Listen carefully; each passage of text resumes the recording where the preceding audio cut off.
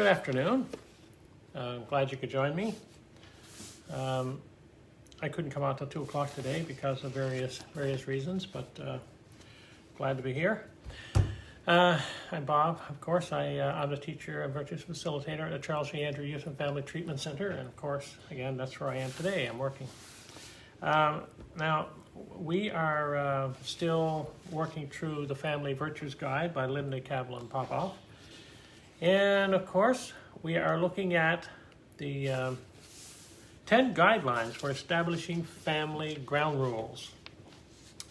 Now, we talked a little bit about this the last time, where we said like establishing family ground rules is one of the best ways to set clear boundaries in your home. To be effective, chosen boundaries need to be those to which everyone in the household is committed. Now remember that, okay? Not just for children, it's for everybody. Establishing family ground rules is perhaps the most important way to keep children feeling safe, both physically and emotionally. Okay, I remember, when my mother was alive, I could always go home. It was always that safe place to be, both physically and emotionally. It was a good place to be. And that's the way you want your house. Even when your children turn 18, 19, 20, and they leave home, you still like them to come back, I always had this little center where they can always call home and come back if they need to, right?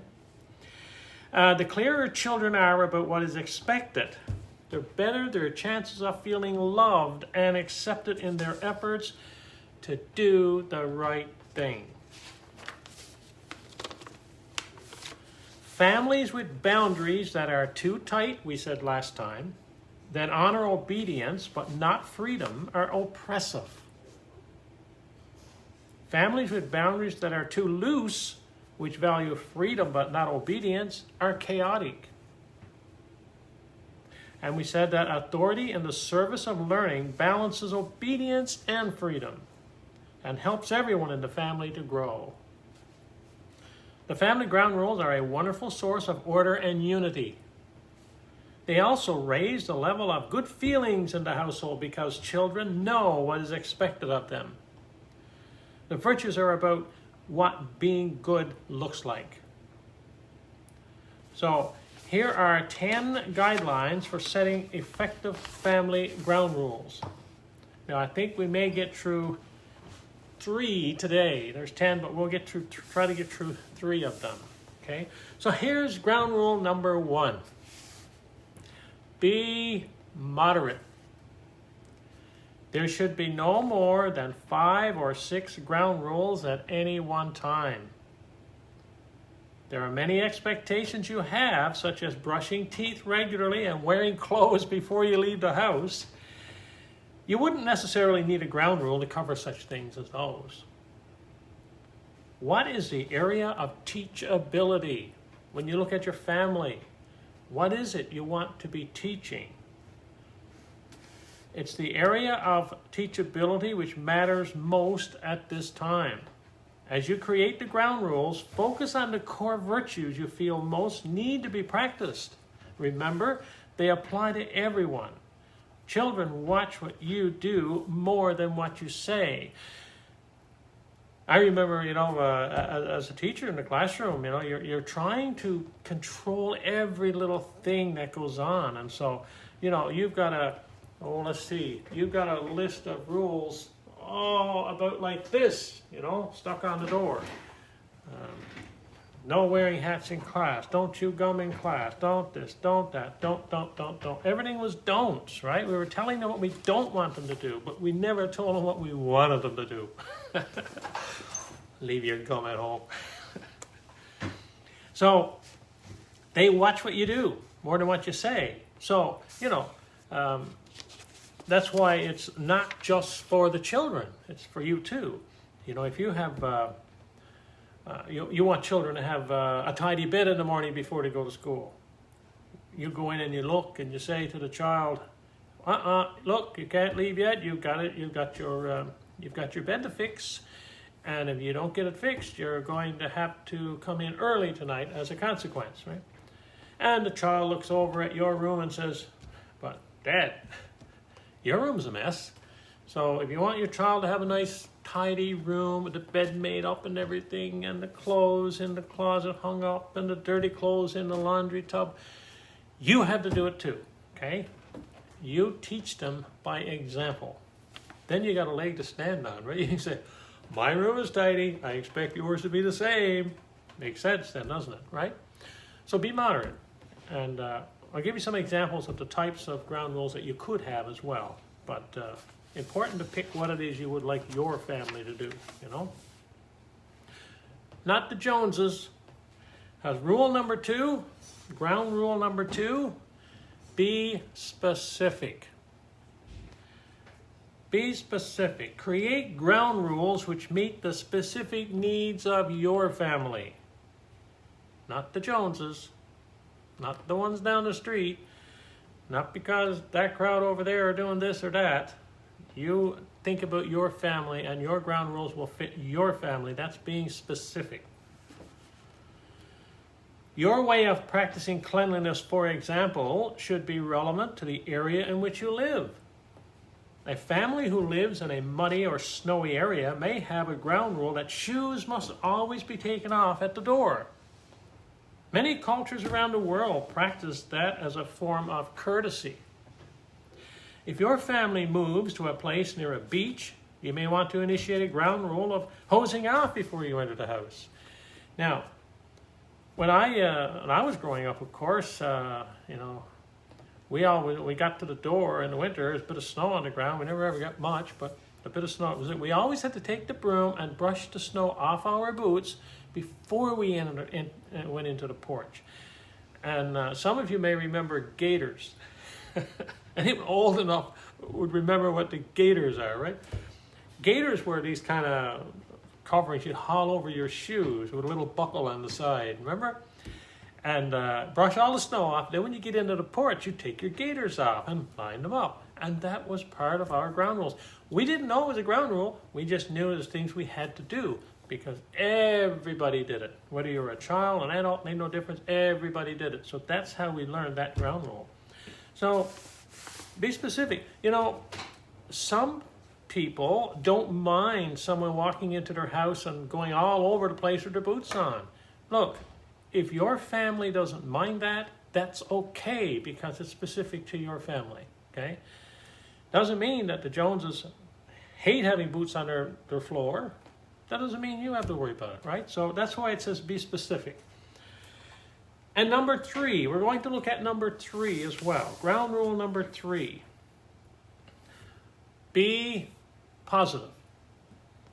Base ground rules on the virtues, okay? Avoid expressing rules in the negative. This only draws attention and focuses awareness on negative behaviors. For example, you would not have rules such as no hitting. What are you focusing on there? Hitting. No eating in the living room. Well, if you don't want them to eat in the living room, why don't you just say, as a family, we eat in the dining room at the table. If that's what you want, then that's what you say, you know? No swearing. You're focusing on swearing. The kid hears the word swearing. He knows what swearing is. She knows what swearing is. No loud music. No going out before chores are done. What is it you want the children to do? You know? No running in the hallway. Why not just say, we walk indoors. Please walk in the hallway. And so you're saying, here's what you want them to do, right? So instead, like word rules positively and focus awareness on the virtues you feel the children or family need to develop at this time. Now here's some family ground rules, okay? This particular family, here's the ground rules they picked. You pick whichever ones you want. They picked peacefulness. A ground rule, peacefulness. And after it, it states, our home is a peace zone. We work out conflict by listening with compassion and talking with honesty. We use our voices, not our hands, and we never use weapons. There, that's a ground rule. everybody in the family, mom, dad, children, all know now, this is a peaceful place to be. There's no hitting, there's no fighting, there's no, you know. Another ground rule they have is cleanliness. We keep our house clean by eating only in the kitchen and the family room. We put our things away, including toys, when we are finished using them. That way you're not getting up in the middle of the night and walking on these Lego blocks, right? Let me tell you, they hurt. So that's an example there. So you got one now is peacefulness. Our house is a peace zone. We have cleanliness. We keep our house clean. You know. Another one, respect. We use respectful language to each other. We respect each other's privacy when a door is shut. We don't have to mention swearing. We just use respectful language to each other. Another one, consideration. We are considerate of others when we play music. We use quiet voices inside. And this last example, responsibility. We share responsibility by doing our own chores on time. Services. Yes, chore is a negative, has negative connotations. When you say chore, it's like saying, I know you don't want to do this, but you're going to do it anyway, and I'm going to make you do it. So instead of chore, say service. In other words, you're going to provide a service for everybody else in the family. If you're going to do the dishes, then thank you very much. I really appreciate you doing the dishes because now I got clean dishes to eat off, right? So that's an example of family ground rules. So there's 1, 2, 3, 4, 5 of them. Peace zone, keeping our house clean, using respectful language to each other, being considerate of others, you know, keep your music down, you know, and being responsible. And we do our services or things that are necessary to be done in the house. We do our share, okay? So that's rule number 1, 2, and 3. And so on Friday, I'll take a very quick look at those again, and we'll move on and do, I think, we'll do number 4, number 5, and maybe number 6. So we'll probably get 3 more done the next time. And I hope you're going to tune in as well, okay? So I'm not sure what time it'll be on Friday, simply because we have some in-servicing going on. So if I have to, I'll do this in the evening. You know, if I got to, I'll just do it in the evening. But I'll certainly be doing it on Friday at some point. And as soon as I know when I'm going to do it, I'll post it, okay? Well, thanks for listening to that part. Now we're going to do a virtue. And I bet some of you could even determine what the virtue is going to be based on what we've just been talking about, okay? Okay, here it is. It is the virtue of obedience. Obedience. Here's the quote at the beginning. It says, "Children, obey your parents, for it is only right that you should. Honor your father and your mother is the first commandment to carry a promise with it, that it may be well with you and that you may live long on the earth." Ephesians. Incredible. So what is obedience? The purpose of obedience is to guide you and protect you. You need to think for yourself and to feel sure that when you are obeying someone, even in your own family, that doing so is for your own good and will not hurt you or others. So again, you kind of have to run it through your own meter as well, you know. If somebody gives you, demands that you do something that, is inappropriate or whatever, you need to be able to say, wait a minute, that doesn't sound right, and then to make that adjustment, okay? So you still have to keep that in mind. It's like a bit of common sense there as well, right? But for the most part, of course, we know that the rules in the family keep us safe and keep us both physically safe and emotionally safe.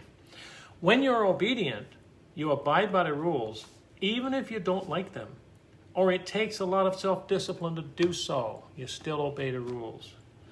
You obey the rules even when no one is watching. To be obedient is to be trustworthy. Now, we said this before, I think. When you obey the rules, even when nobody is watching, that's a sign of integrity. Okay, that's good. That's a sign of integrity. Because if you can obey rules when nobody is watching, then you're probably practicing all the other virtues as well. You know, with honesty and truthfulness and, you know, those kinds of things. So why should we bother to practice obedience? Well, being obedient keeps you safe and happy. See how many times we say that? That's how important it is. The more we repeat things, then the more it's being stressed as important. When people don't care about obedience, when they don't care about obedience, they do just what they want, even when it hurts themselves or others. There are many dangers in the world. Without obedience, it is easy to get hurt or lost. I remember my grandson down in Chicago, 6 years old, well, he's 5 years old then, and he gets lost in this great big place, and mom and dad are frantically looking for him, but he's nowhere to be found. Thank God somebody seen him wandering around. They saw two people looking for a child and returned him to his parents. Whew, thank God for that, right? So, but if he had been obedient and stayed with his mom and dad, he wouldn't have got lost, right? When you obey people who care for and want to protect you, it brings freedom and safety. When everyone obeys the law, we can trust each other.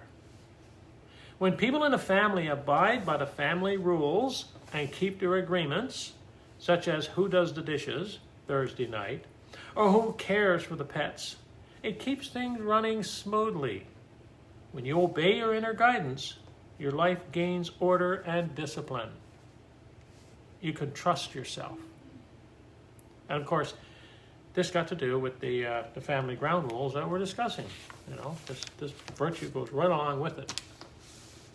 So how do you go about practicing obedience? Well, obedience begins by doing what you're asked to do. Pretty straightforward. Obedience begins by doing what you're asked to do by your family, you know, by mom, by dad, by your teachers, by the country, by your faith, by the law. Obedience is playing by the rules. It keeps things fair. Use your willpower to follow the rules, even when you feel like breaking them or ignoring them. Take responsibility for keeping agreements rather than waiting to be reminded. Keep your agreements. Be faithful to what your parents, elders, and teachers ask of you, even when no one is watching. There it is again, sign of integrity. Be respectful of those in authority when they tell you what to do, even if you don't agree with it or understand it.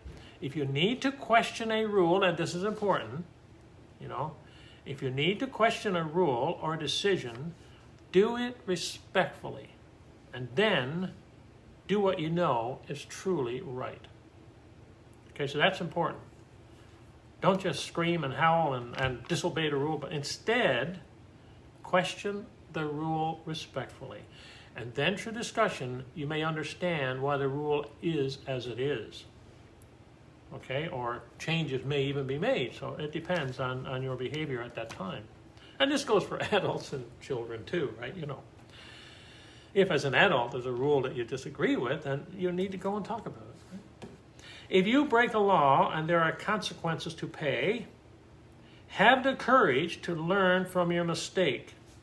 Face the consequences willingly, then forgive yourself and get a fresh start. Don't be afraid to try again. So, what are the signs of success that you are practicing obedience? Well, congratulations, you're practicing obedience when you use your willpower to follow the rules, even when you feel like breaking or ignoring them. When you keep your agreements without having to be reminded. When you do what is right, even when no one is watching. When you question authority respectfully. When you accept the consequences if you break a rule or law, then get a fresh start. You are practicing obedience when you listen to your own inner authority. And let's face it, this is what we're doing with the virtues. We're trying to develop this inner authority, the self-respect, the self-esteem that's already in people, that's already in children and youth. We just want to foster. We want to nourish it so that it will come out, and they will be responsible, and they will be self-disciplined, and they will have their self-esteem and self-confidence, and have consideration and be responsible. You know, all of the virtues, they're there. Okay, and it's up to us as adults, as parents, as teachers, as uncles and aunts and cousins and whatever, to be role models. That's what it means. So here's an affirmation for the virtue of obedience.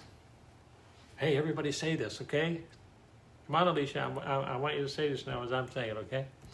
I am obedient. I listen respectfully to my elders. I had the courage to face a just consequence and make a new start. I listen to my inner truth and do what is right. So that's the virtue of obedience. There's a couple of little quotes I wanted to share with you about the virtue of obedience. Here's one by Elizabeth Missing Sewell. She says, obedience is the primary objective of all sound education. When teachers have obedience in the classroom, man, you know, they get lots of stuff done, right? A lot of learning can take place. Here's another one by Robert E. Lee. Robert E. Lee. Obedience to lawful authority is the foundation of manly character. Obedience to lawful authority is the foundation of manly character. Christine Kane says, obedience is less painful than regret. Obey the law and you won't have to regret it. I think about these people out in on the Trans-Canada that were caught doing 160 kilometers an hour. If they had obeyed the law, their car wouldn't have been impounded, because you see the tow truck was there hauling the truck up on the flatbed. I'm not sure how they got home, but I'm saying he regretted traveling 160 kilometers an hour, because he could have killed himself and another family. God only knows, right? So that's why the laws are there, you know, to protect us, keep us safe. Edwin Lewis Cole, this is the last one now. Edwin Lewis Cole says, obedience is an act of faith. Disobedience is the result of unbelief. No, the cops are not there. We can do 160. Well, you better believe, because they were there, weren't they? You know. Anyway, thank you very much for being with me and taking in this little virtues lesson for both of us, for all of us. And stay safe, everyone. Don't go hanging around where that virus is. You know, that funny little purpley little brownie thing with all them little things stuck around. Don't go hanging around that, and don't go bringing it around to our town, okay? Just keep it away. And so take care. Until Friday, bye for now.